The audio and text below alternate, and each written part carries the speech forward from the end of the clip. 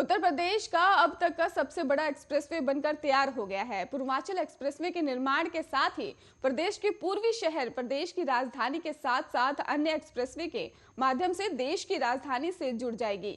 341 kilometre लंबी 6 लेन का ये एक्सप्रेसवे उत्तर प्रदेश का सबसे लंबा एक्सप्रेसवे है। तो आइए देखते हैं क्या है इस एक्सप्रेसवे में खासियत।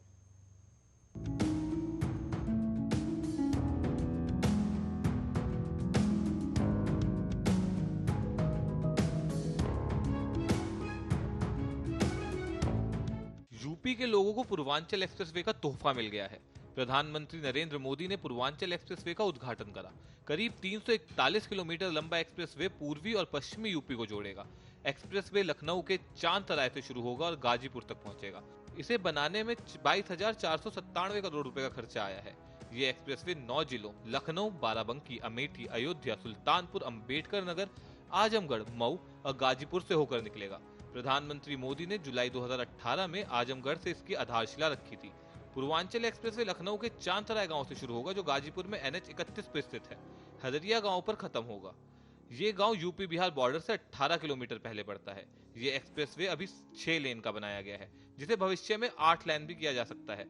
दावा है कि इस एक्सप्रेसवे से गाजीपुर से दिल्ली पहुंचने में 10 घंटे लगेंगे। यूपी सरकार के मुताबिक अक्टूबर 2018 में इसका काम शुरू हुआ था और 3 साल में इसे पूरा कर लिया गया। एक अनुमान के मुताबिक 341 किलोमीटर के पूर्वांचल एक्सप्रेसवे का सफर तय करने में करीब 4 घंटे का वक्त लगेगा। इस एक्सप्रेसवे से सरकार को टोल से 202 करोड़ रुपए का राजस्व प्राप्त होगा। फिलहाल लोगों को टोल टैक्स नहीं देना पड़ेगा, यानी अभी कुछ दिनों तक यह सफर मुफ्त रहेगा, लेकिन बाद में टोल टैक्स वसूलने का काम निजी कंपनी को दिया जाएगा।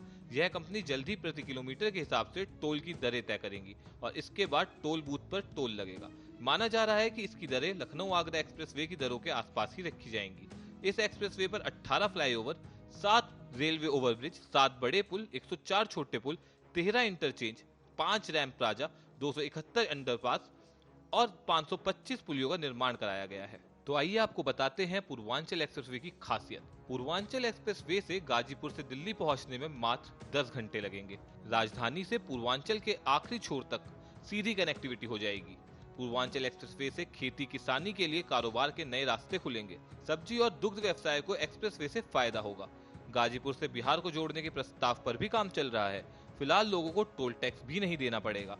वाहनों की गति सीमा 100 किलोमीटर प्रति घंटा निर्धारित की गई है। पूर्वांचल एक्सप्रेसवे बनकर तो तैयार हो गया है और इस पर आवाजाही भी शुरू हो गई है, लेकिन अभी भी कुछ सुविधाएं यहाँ मौजूद नहीं है। 341 किलोमीटर के सफर में ना तो रास्ते में पेट्रोल मिलेगा, ना ही टॉयलेट, और अगर गाड़ी खराब हो गई तो गैराज भी नहीं मिलेगा।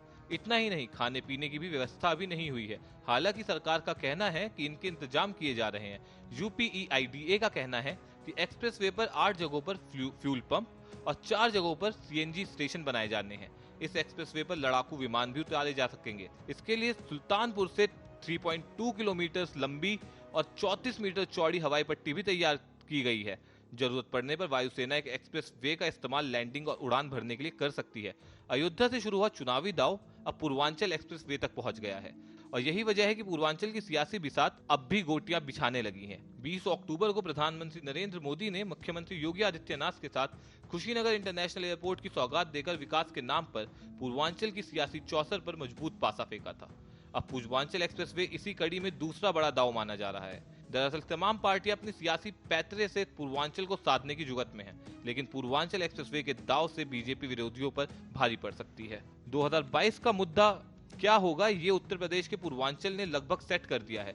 साफ है, यूपी के सियासी दरबार की राह ही पूर्वांचल से होकर जाएगी और उसी राह पर अब बीजेपी एक्सप्रेसवे की रफ्तार पकड़ना चाहती है।